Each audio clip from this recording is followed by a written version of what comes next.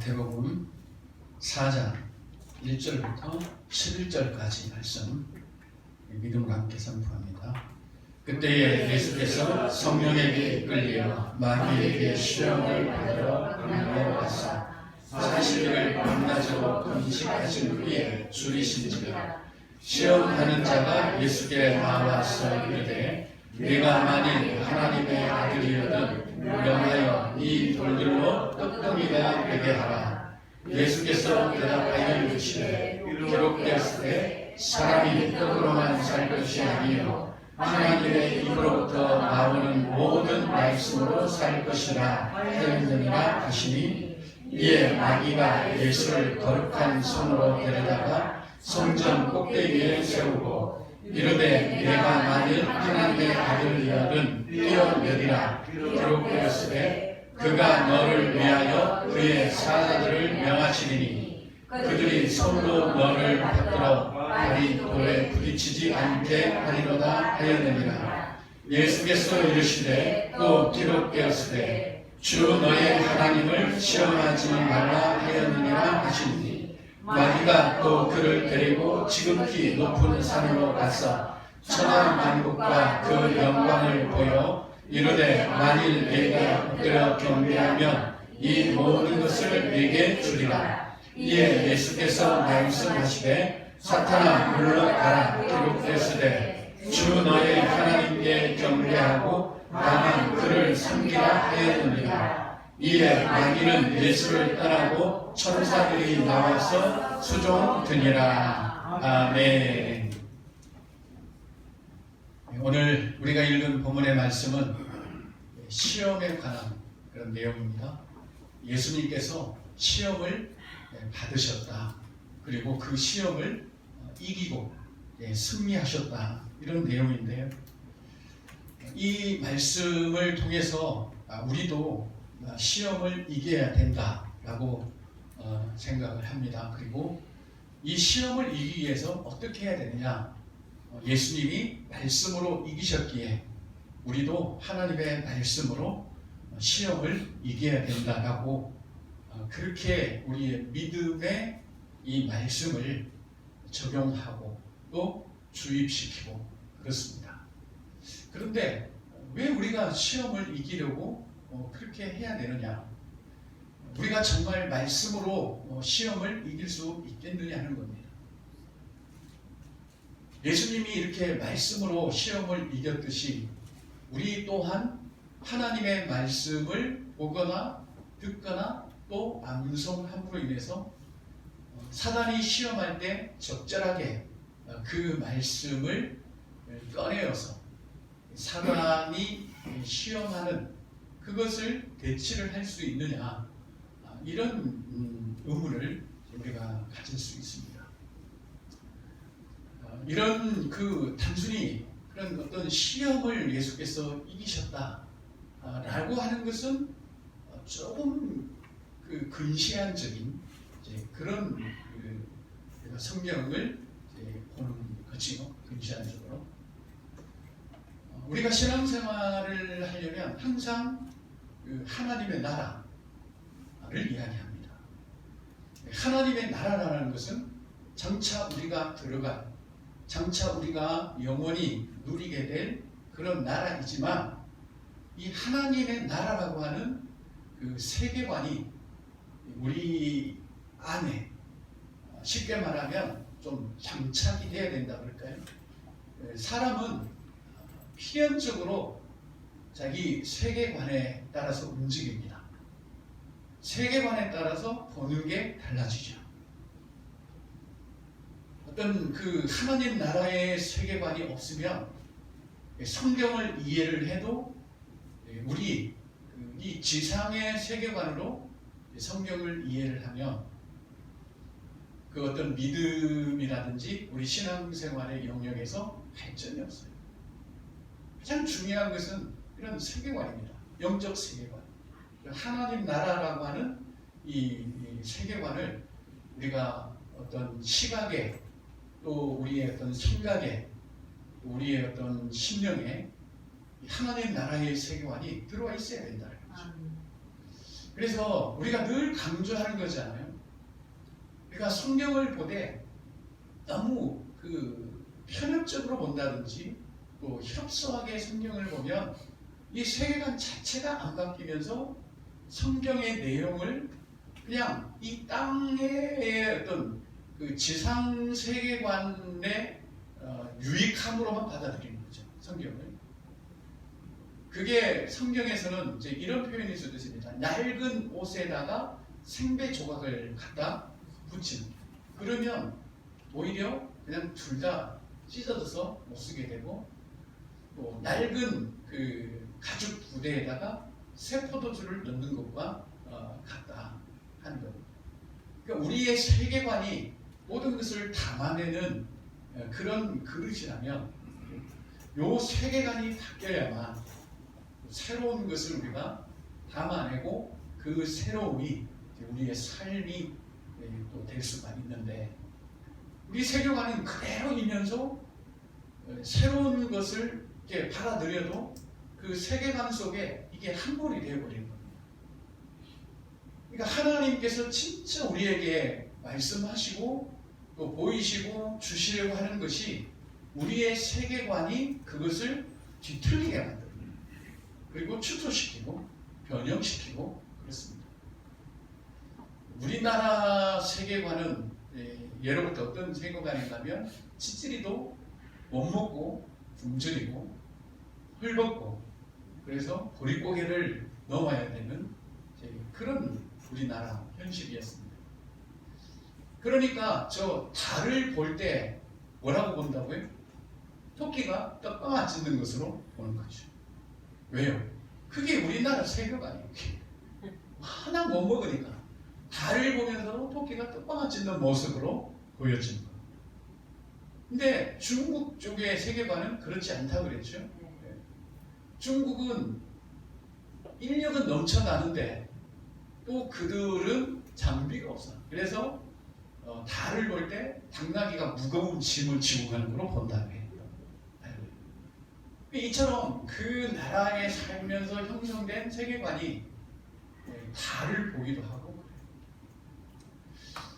또 소설을 보고 형성된 세계관은 달 보면 누가 생각나요? 갓돌이와 갓순이가 생각이 나겠죠. 달 보고 울었더래요 하는 것처럼 그만큼 중요하다는 거예요.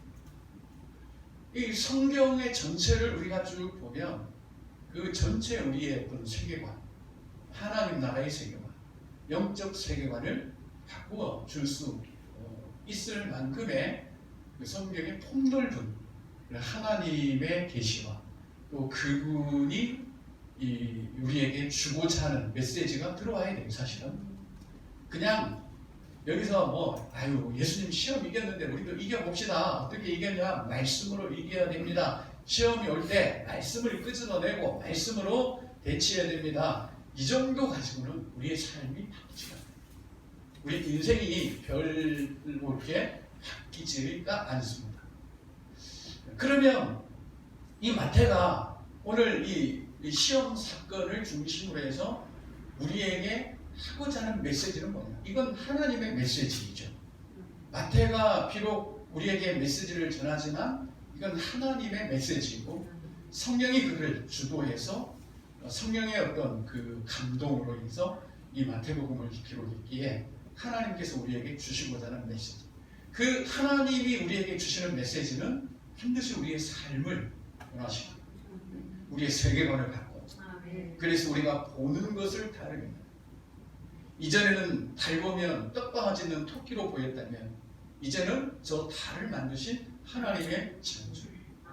밤을 주관하게 하시는 그 하나님의 창조를 우리가 이제 보게 되는 거고, 더 간다면 저 달도 어느 땐가는 다 풀어 놓아가지고 없어지.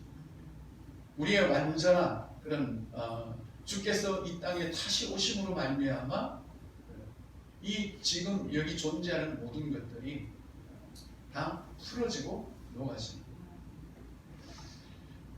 여호와의 증인은 여기가 새하늘 새 땅이 된다라고 그렇게 생각을 하고 있고 그렇게 믿고 있습니다. 그래서 그들은 예수라는 존재를 하나님으로 보지 않아요. 그냥 하나의 그냥 여러 신들 중에 하나 이렇게 봅니다. 그래서 요한복음 1장을 보면 태초에 말씀이 계셨고 그 말씀은 하나님과 함께 계셨는데 그가 그 말씀이 곧 하나님이셨더라 할 때 우리는 그 하나님이라는 단어에 대문자를 쓰는데요. 여호와의 증인들은 소문자 씁니다.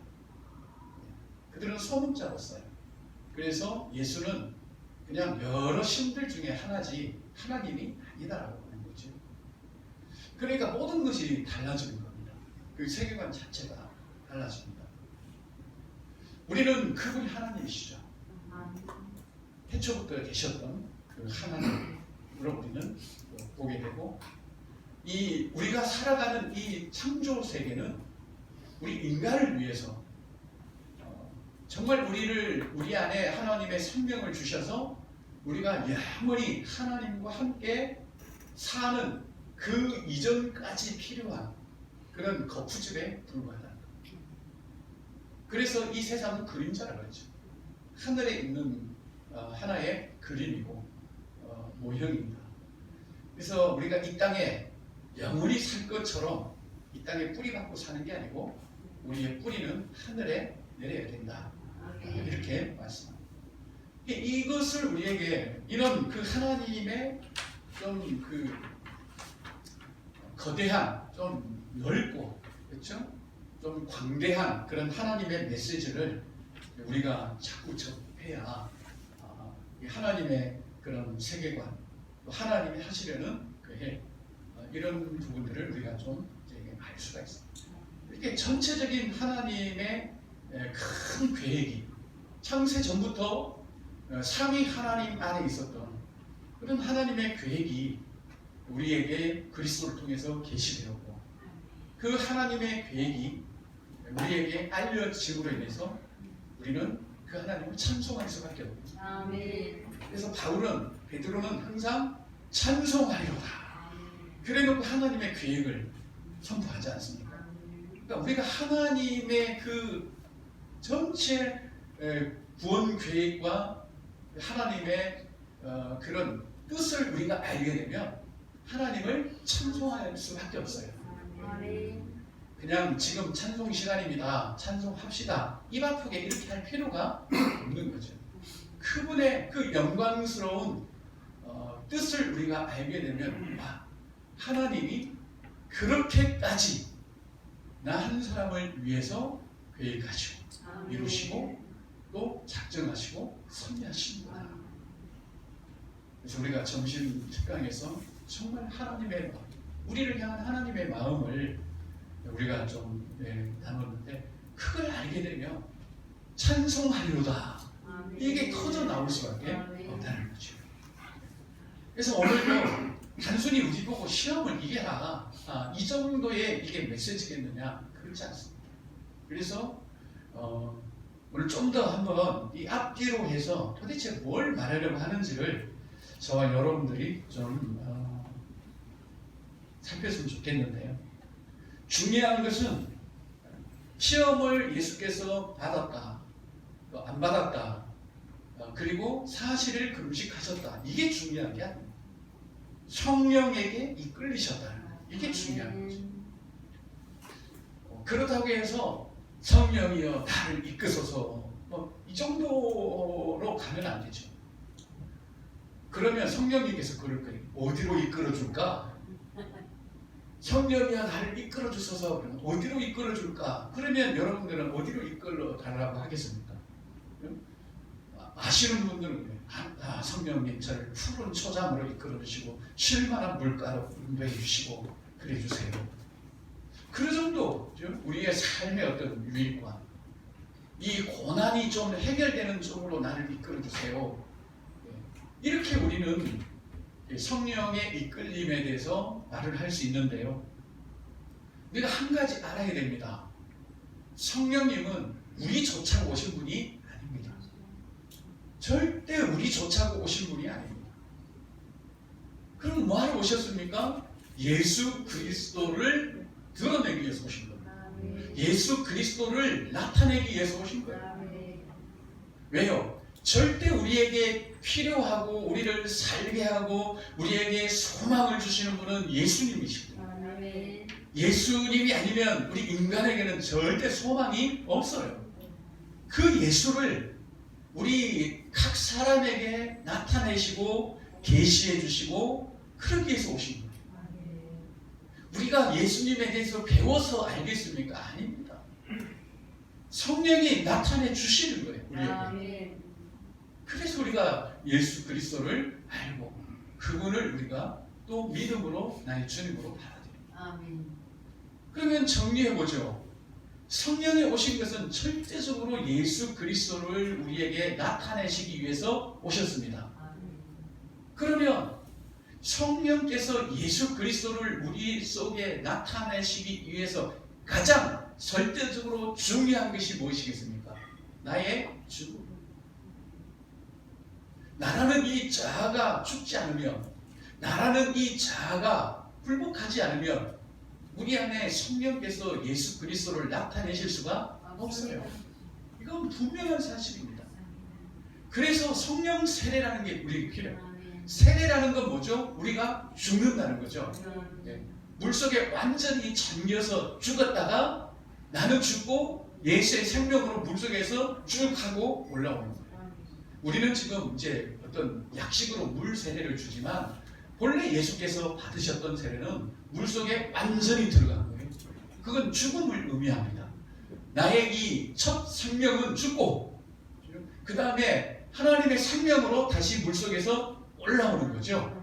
그때 하늘에서 소리가 들리는 거죠. 그게 우리의 원리입니다. 그래서 성령이 우리에게 오시는 것은 우리를 죽이시기 위해서 오시는 거예요. 그렇게 성령이 우리를 죽이시고 굴복시키심을 우리는 성령 세례라고 이야기를 하고요.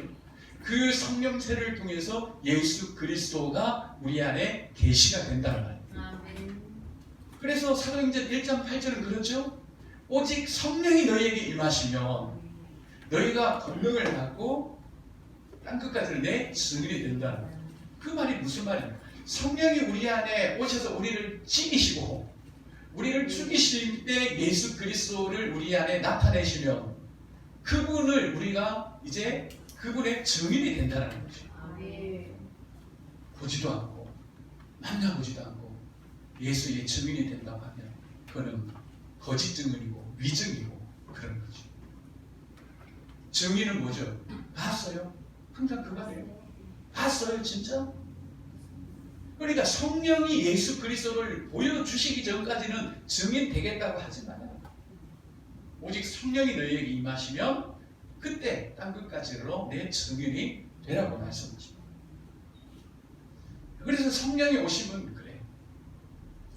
그러니까 오늘도 이게 시험이라든지 40일 이게 그 금식이 중요한 거예요. 성령이 지금 예수를 이끄는 것은 뭐예요? 이 육을 완전히 죽이시는 거예요. 그래서 옛날에 40일이라는 것을 팽겼죠. 40은 육신이 죽는 그런 기간. 40일 동안 홍수가 내렸고 그 야곱의 장례식도 40일이 또 누구 엘리야입니까? 엘리사입니까? 날마다 헷갈려요. 김엘리야, 박엘리야 이랬으면 안 헷갈리는데 엘리야, 엘리사니까 40주야를 밤낮으로 호렙산까지 모세도 시내산에서 40일을 하나님하고 그 육신이 죽는 지금 성령이 이끄시는 것은 예수 그리스도의 어떤 육신을 죽이는 그런 기간들이에요. 그런데 사람들은 40일 금식기도 하죠. 왜 해요? 살려고 하는 거예요. 문제 해결하려고 하는 거예요. 이게 아이러니입니다. 안 맞는 거예요. 이게. 내가 죽기 위해서 금식하기는 한 사람 별로 없는 것 같아요.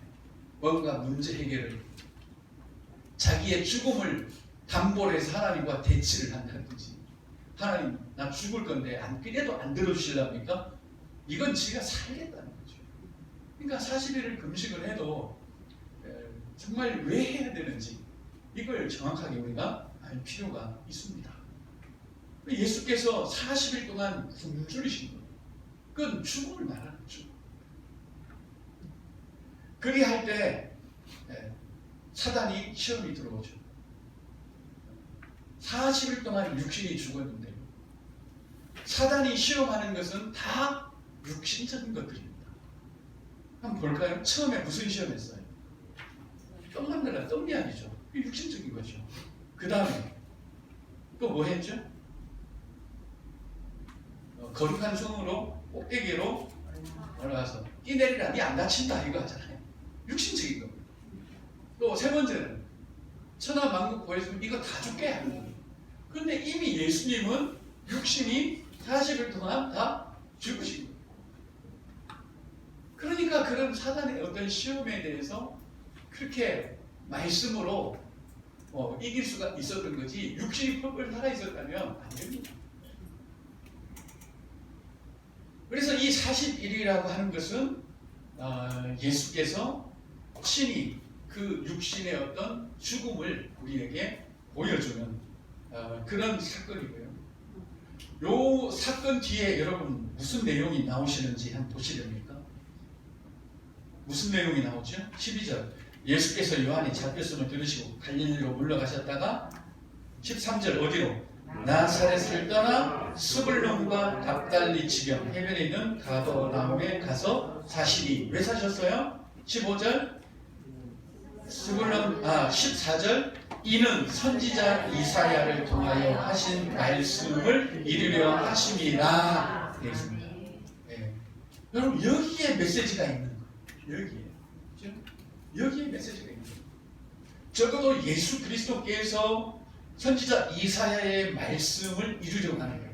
예수를 통해서 하나님의 말씀이 이루어지는 순간인데 그게 어느 시점입니까? 40일 동안 굶주리면서 육이 죽음.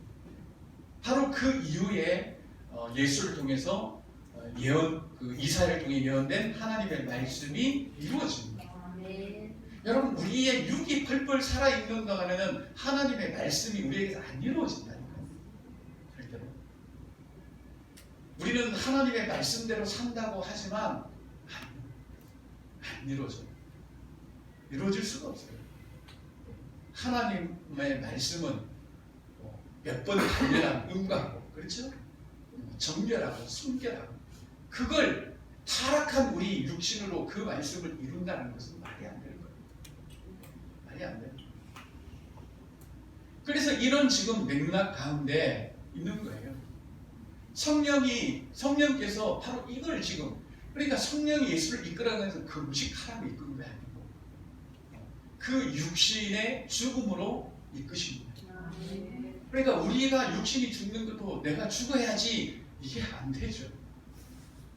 여러분 지금까지 예수 믿고 나서 몇 번이나 죽으셨습니까? 저는요 수백 번도 더 돼. 내가 죽어야 돼. 나 앞으로 죽었어. 이 수백 번도 더 돼요 저도. 근데 좀 있다가 또 펄펄 살아나가고 그냥 또 성령이 우리 이끌지 않으면 우리 죽을 수 없어요. 절대 안 됩니다. 그걸 우리에게 지금 보여주는 거예요. 그래서 여러분들이 성경을 읽으면 가급적이면 마태복음이면 쭉 다 읽으시면 좋아요. 처음부터 끝까지. 왜요? 그렇게 읽으라고 성경이 기록이 되어 있습니다. 그런데 어느 순간에 이걸 장별로 절별로 다 나눠버렸습니다. 그러니까 이제 그때부터 1장만 읽어도 많이 읽은 것처럼 이제 위안을 받고 그래요. 근데 본래는 그렇지 않아요. 처음부터 끝까지 쫙 읽어야 뭔가 메시지를 주려고 하시는구나. 이걸 이제 알아요. 그래서 성경을 그냥 우리는 이 동글뱅이 친 대로 읽잖아요. 동그라미 친 거. 이거 동그라미도 하나님이 치라고 해서 친 거 아닙니다. 제가 알기로는 대한선소공회에서 동그라미를 친 걸로 저는 다 알고 있습니다. 왜? 편하다. 그런데 그 편함이 오히려 하나님의 메시지를 훼손해요. 그러니까 우리는 앞뒤로 생각을 안 해. 4장, 끝났다 이제. 그럼 내일부터는 이제 5장이다. 그게 아니고 앞뒤하고 연결이 돼야 돼요. 4장 끝이 어떻게 됩니까? 갈릴리와 데가볼리와 예루살렘과 유대와 요단강 건너편에 수많은 무리가 따르더라. 그 다음에 이제 팔복이 들어가는 거예요. 신령이 가는 거예요. 그 무슨 말을 하겠습니까? 수많은 무리가 따른다고 해서 그게 다 하나님의 나라냐? 아니라는 거죠. 마태는 지금 치밀하게 그의 복음을 지금 전해져 가고 있습니다. 그런데 이 복음이 되기 위해서는 철저하게 육신이 죽어야 돼요. 그 육신을 죽이고 그 다음에 예수 그리스도를 우리에게 나타내시기 위해서 성령의 역사가 반드시 필요하다는 거죠. 요게 안 되면 결국은 어디로 돌아갑니까? 다 율법으로 다시 돌아갑니다. 저는 우리 교회가 갈라디아 교회처럼 율법으로 돌아가지 않기를 소망합니다. 만약에 그렇게 돌아가면 우리 다 저주받는 거죠. 다른 복음 전하면 우리 다 저주입니다. 갈라디아 교회가 처음부터 율법주의 아니었습니다. 은혜의 복음을 너희가 받았고 너희 눈에 십자가가 밝히 보임에도 불구하고 너희가 어찌 이같이 속히 하나님의 은혜에서 떠나 율법으로 돌아갈 수가 있겠느냐는 거죠. 바울은 그 부분에 대해서 굉장히 심각한 어조로 이야기를 합니다. 그러면서 바울의 결론이 뭡니까? 이건 너희들의 육신이 지금 살아있기 때문에. 그러면서 내가 그리스도와 함께 십자가에 못 박혔나니, 그렇죠? 그렇게 우리의 육신이 십자가에 못 박히고 내 안에 예수 그리스도가 사는 것으로 인해서 우리는 살아간다는 거죠. 그게 믿음이라고 그는 이야기합니다. 그러니 이 마태가 전하는 복음이나 바울이 전하는 복음이나 마가가 전하는 복음이나 다 같은 원리예요. 같은 원리. 그리고 창세기에 나오는 너희가 정령 죽으리라 하는 거나 다 같은 복음의 맥락 가운데 있는 겁니다. 우리가 성경을 이렇게 좀 더 하나님의 큰 마음으로 우리가 볼 때에 어느새 우리 안에 그분의 마음이 이렇게 부어지겠죠. 하나님께서 나에 대해서 이러한 마음을 가지고 계시는구나. 이렇게 크신 하나님의 마음이 우리에게 깨달아지고 그래 하면서 내 육이 거기에 굴복될 때 우리 안에 그분이 예수 그리스도가 살아나기 시작을 하겠죠. 지금 여러분 안에 제 안에 다 누가 계세요? 예수님이 계세요. 근데 예수님이 못 살으셔 그냥. 우리도 전세방 살 때 그렇죠. 주인이 개떡 같으면 그냥 숨죽이고 살았어야 되잖아요. 예수님이 지금 숨죽이고 사세요 우리 안에서. 왜? 주인이 개떡 같아서 그래요. 우리가 다 개떡 같은 주인이라서. 그래서 그러다가 주인 없는 날이면 이제 막 숨쉬고 그냥 그렇잖아요. 우리 안에 다 예수님 지금 내주하고 계시고 여러분 다 예수님 믿지 않아요? 근데 이제 뭐 내 안에 예수님은 없나 봐. 그러지 마시고 계시는데 주인이 뭐 같다 하세요? 네, 그래서 숨죽이고 지금 계시는 거예요. 그런 내가 성령의 이끌림으로 인해서 굴복돼요. 내 안에 그분이 이제 살겠네 하고 사시기 시작합니다. 여러분 그 행복을 여러분 누려보셨습니까? 주인 없을 때 그 전세방 사는 그 행복을 우리가 누려보셨습니까? 오늘 주인 없다 하고 우리 안에 다 예수님 계세요. 그럼에도 불구하고 우리의 육신 때문에 그분의 생명이 흘러나오지를 그러니까 당연히 말씀이 우리를 통해 안 이루어지죠. 그래서 오늘 성령께서 예수 그리스도를 이끌으신 거예요. 그러니까 사실을 중요한 게 아니에요. 시험을 이기려고 해도 안 되잖아요. 왜요? 정말 우리의 이 육이 살아있는데 시험을 어떻게 이깁니까? 못 이겨요. 아니 막 기름을 들이붓는데 불을 끌 수도 있겠습니까? 안 되지요 그게. 그래서 우리는 너무 무모하게 시험을 이기려고 말씀만 막 방송하고 그냥 이런 시험이 올 때는 이 말씀 갖다 대고 그게 되냐고요? 안 되지요. 그러니 성령에 이끌려서 광야로 들어가서 40일 동안 굶주리는 이 육신의 죽음의 시간들. 그러니까 사단이 아무리 찔러봐도 그 이미 육이 죽어 있으니까 그 시험이 그렇게 큰 시험이 그러니 말씀이 나오죠. 이루어지지요. 아멘. 그리 했을 때 예수님께서 이사야의 말씀을 친히 이루시는 그렇게 지금 납달리와 스불론 땅으로 예수께서 친히 가시면서 흑암에 앉은 백성이 큰 빛을 보았고 사망의 땅과 그늘에 앉은 자들에게 빛이 비추었도다. 우리 육신은 어둠이에요. 예수의 생명이 우리의 빛이라고 하지 않습니까? 그래서 우리의 이 육신이 이 자아가 굉장히 이 사단의 밥이에요. 밥. 먹입니다. 먹이. 그러니 우리의 육신적 자아가 자존심이 체면이 이런 게 살아있으면 사단 절대 시험 못 이깁니다. 이기려고 우리가 하지도 않아야 해요. 그냥 괜히 괴롭기만 해. 그러나 성령이 우리를 이끄시어서 나의 이 하찮음, 내가 얼마나 하나님의 빛 앞에서 나라는 존재가 아무 쓸모없고 그 내 자존심이나 이런 체면들이 얼마나 하나님 앞에 불편하고 또 하나님의 빛을 가리우고 있는가, 이런 걸 우리가 밝히 보게 될 때에 우리 자아가 집주인이 전세방 주인에게 물을 꿇어요. 그래서 우리 안에 그분이 살아나기 시작을 합니다. 그래서 그리스도의 생명이 우리를 살게 되면 정말 그때 우리는 참된 안식을 누릴 수가 있고요. 아멘. 그때 진정으로 우리 안에 평화가 찾아오기 시작합니다. 아멘. 절대 두 주인을 섬길 수 없다고 했습니다. 주인은 생명입니다. 아멘. 예수님과 돈을 섬기는 그 두 주인이 아닙니다. 여러분, 돈도 섬기고 예수님도 섬기고 그거 할 수 있을까요? 없을까요?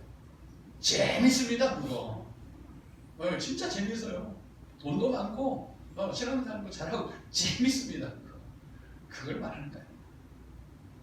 주인이라는 건 생명이 우리 주인. 아멘. 예수의 생명과 우리의 생명을 동시에 우리가 섬길 수 없다는 거죠. 주인 하나는 죽어야 돼.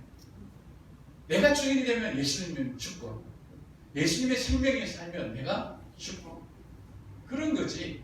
두 생명을 동시에 우리가 섬길 수 없다는 겁니다. 또 이런 문제, 오늘 이 말씀을 들으면 마음이 좀 심란해지십니까? 아니면 기쁘고 즐겁고 자유롭습니까? 심란해지면 우리가 잘못 들은 거예요. 아직도 내 자신한테 미련이 있는 거예요. 그 심란해지면 홀가분해야 돼요. 그래요. 정말 그런 거구나. 그러면서 오히려 우리가 자유를 누려요. 아멘. 그게 복음을 진심으로 아는 자요, 복음의 빛에 노출된 자입니다.